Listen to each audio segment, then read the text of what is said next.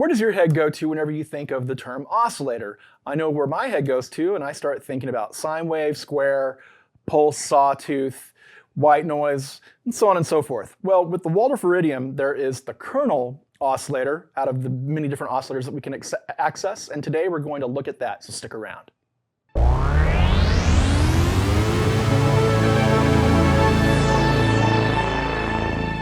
Hello, Internet. Chris Cline here with Alma Music Center in San Antonio, Texas. And today we're going to look at the kernel oscillator on Waldorf's Iridium. Now, before we move on, I want to ask that you please subscribe if you haven't done so already, and be sure to look at our other channels: guitar, piano, accordion, bass. I'm sure there's going to be more in the future, but when we're at this channel, we're looking at keyboards and pro audio, synthesizers, things of that nature. And once again, today we're going to look at the kernel mode, or the kernel oscillator on Waldorf's Iridium, and how deep we can go with it. So I'm just going to refrain from talking a lot, and we're going to dive right into the meat of this production, if you will, and we're going to start looking at the kernel modes. So let's go ahead and do that. Okay, so we've already done an overview of the Iridium. So what we're going to go ahead and do is we're going to jump right into the kernel oscillator. And so the way we're going to get there is I'm going to press load, initialize, and then I'm going to come over here and I'm going to press wavetable and waveform together. If you see here, it says kernels. And there we go. So now we are in the kernel mode. We have a very generic patch.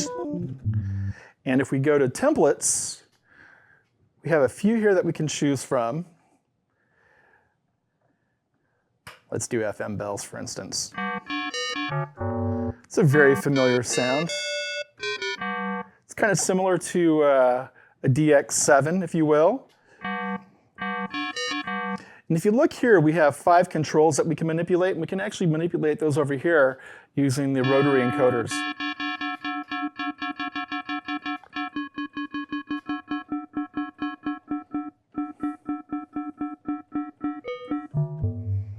But we're not going to play with presets or any sort of templates today. We're going to jump right into creating an oscillator, if you will, using the kernel mode. Now, the kernel mode opens up 6 individual oscillators. I want to say sub-oscillators, but that might throw people off in thinking that it's going to be like a sub-bass type of oscillator. So we have 6 oscillators that we can actually play with. And the way that we get to these 6 oscillators is by pressing Edit.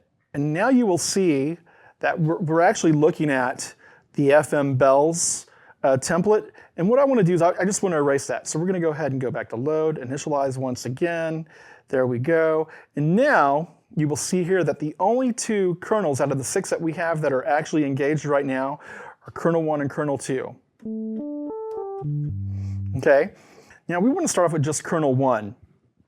And so what we're going to do is we're going to undo what we have here, this very generic patch. Okay. So I'm going to go ahead and press exit. And then we will go to, excuse me, I'm going to go back to edit, pardon me, because it's already there. And we're at kernel 2 right now. And so I'm going to go ahead and we're going to just go ahead and do that. We're going to turn it off. And let's make sure that it's not modulating anything. And so kernel 2 is being modulated from kernel 1. And that's the unique thing about kernel mode, is that you can use the 6 oscillators that exist within each kernel, right, to modulate other oscillators. And it doesn't have to be a standard waveform or a wavetable. It can be pink noise, it can be white noise, it can be a ring modulator, it can be an FM signal. There's all kinds of different ways that you can modulate everything. But what we're going to do today is we're going to create basically a supersaw.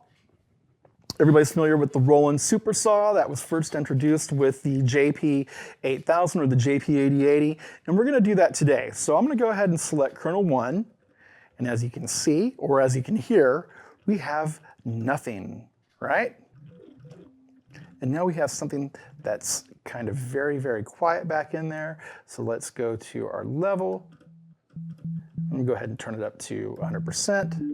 So this is kernel 1. And then we're going to go to our waveform, right? And here, K1 type, you can see here, if I turn this encoder, it's going to give us different oscillators.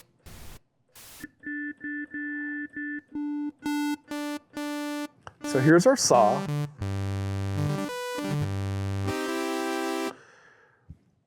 So pretty simple. We've got that dialed in now.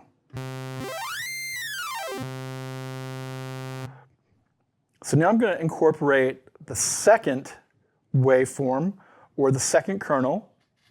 And we're not going to address the modulation envelope, any of these other things just yet. So we'll go to K2. We'll go ahead and turn it on. And so now it's a little rounder because K2, or kernel 2, is a sine wave. So we want to go ahead and incorporate another sawtooth, and we'll detune it a little bit. So I've only detuned it 2 cents. You can already hear it sweeping.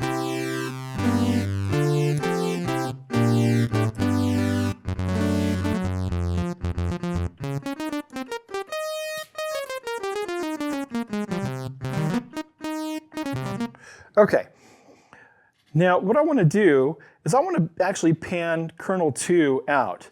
So I'm going to go to level. You can see here K2, out pan. I'm going to pan it hard left. And that's all we're going to do with that for now, okay?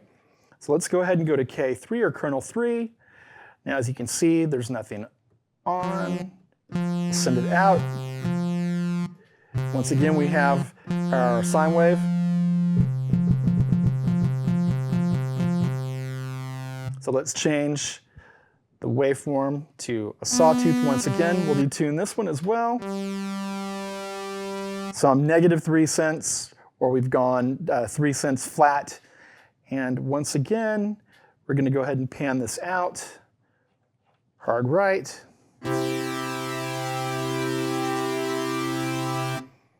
Let's go to kernel 4. Same thing, turn it on, make sure it's going out. Waveform, sawtooth, and let's go ahead and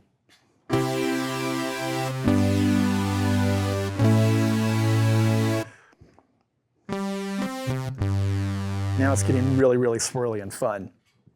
We'll go ahead and pan this one out as well.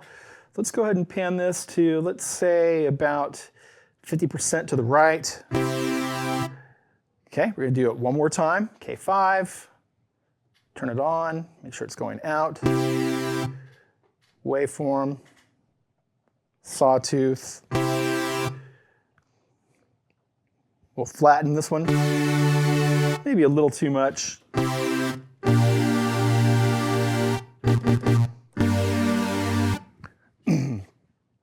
Now it's getting nice and thick. And for K6, I want to go ahead and leave the sine wave on there because it's nice to have a little bit of that roundness, especially if we go ahead down an octave. It really gives it some extra weight.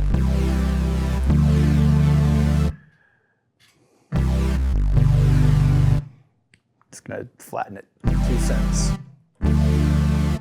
Ooh, and that really had a weird effect on it, so let's go ahead and keep it centered. And we're gonna keep that up the middle as well. We're not gonna pan it out.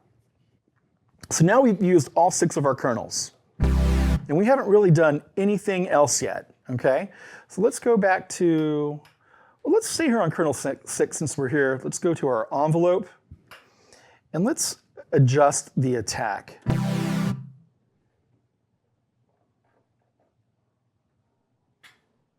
Oop, let's do that. Make sure I'm pressing the right key so you can hear it swell in. I'm going to bring the level down a little bit as well.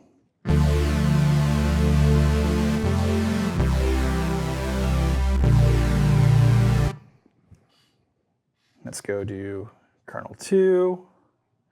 And the thing that's cool about this, let's go get out of that, kernel 2. We're going to go ahead and manipulate the envelope here as well, so we can kind of hear this grow. That's pretty cool. We'll do the same thing with kernel 3.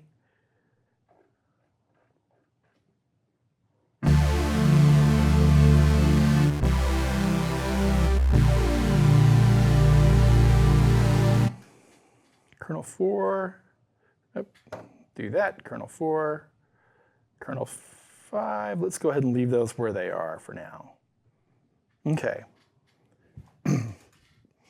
So you can see here how everything is being sent to the output, how it's routed, and everything's going directly out. Right? So kernel 1, 2, 3, 4, 5, and 6 are going directly to our output. And of course, we manipulated the stereo field as well. Now, we can also change other parameters. For instance, let's go back to kernel. Let's go to kernel 2. We'll go to modulation. And for kernel 2, let's say we want to change the mod source, right? So if we do this, now we have kernel 1 feeding kernel 2. Turning up the feedback.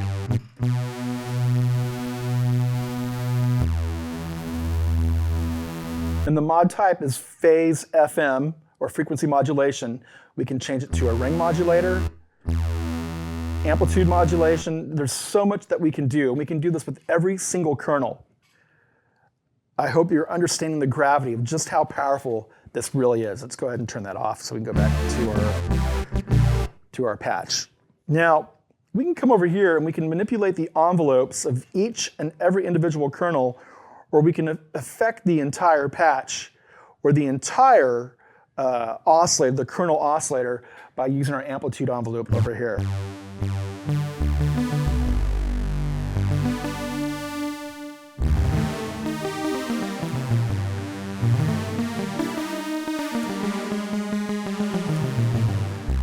And we all know that I'm not a keyboard player, so I'm not even trying to fake it here. But again, super, super powerful. We did that pretty quickly as well. Now, of course, we can go back to our waveforms, and let's go to kernel 1, and we have saw up, square. You can already hear it become a little more round. That square wave gives you a little more of a, like a clarinet or a reedy woodwind type of flavor. We can turn it up. Once again, we can come over here, we can modulate kernel 2.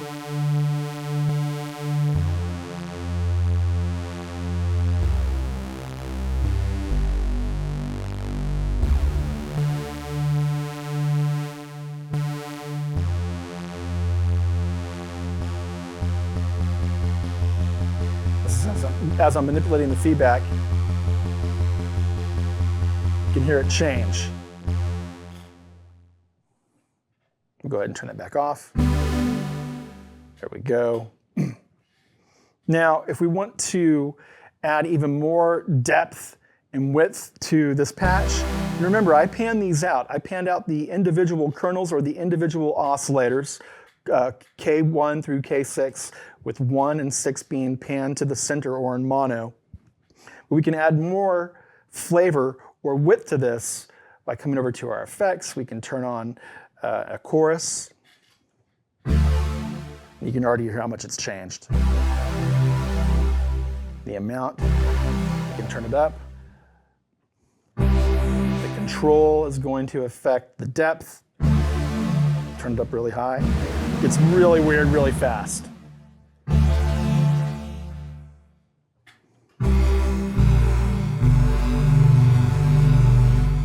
So there's already a chorus that we have developed, if you will, by detuning the individual kernels or the individual oscillators within this one patch or one kernel, if you will. I know this is probably sounding very confusing. 6 kernels within one kernel oscillator. But there's no end to how much we can manipulate and modulate everything. It's really quite crazy. Now, over here, you just saw me turning these knobs. These have not been assigned to anything yet, but we can assign these to manipulate the kernels differently as well. So we can, assign these to manipulate pitch, feedback, anything that you see can actually be assigned over here, so you have quick access to tweak things really, really fast on the fly while you're performing, or if you are sequencing, or whatever it is that you're trying to achieve. So let's go back to our effect real fast. Let's go ahead and turn off the chorus, and let's go to a reverb.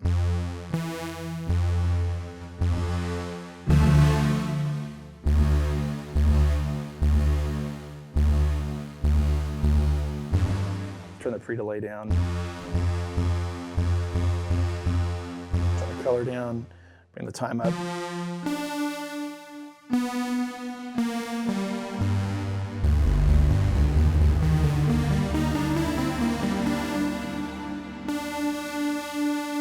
We can drive it a little bit harder.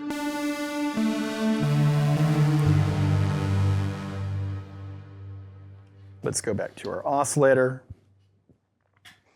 And we are still on kernel 2. Let's go to kernel 4 and maybe change this waveform as well.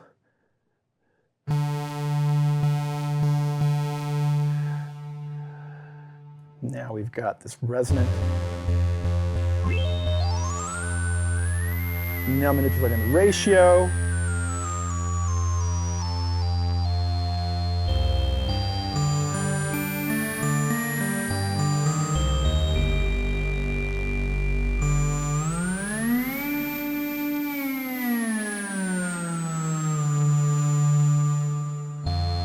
And while we're here, let's go to modulation, kernel 4, modulation source 1.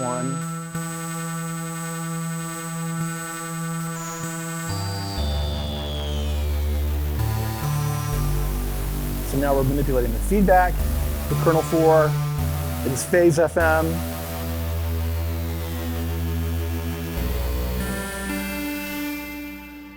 And there you have it. That's how kernel mode works. We can go deeper, once again, by assigning parameters over here, but if we start doing that, we're going to be here all day. It's infinitely vast and tweakable. There's so much you can do. We haven't even played with the filters. We haven't played with the former yet, which the former, of course, is other types of effects, other types of filters, and other types of time-based and dynamics-based processors, and EQ, and what. There's just so much you can do. But hopefully you have a better understanding of what the kernel does on the Iridium now.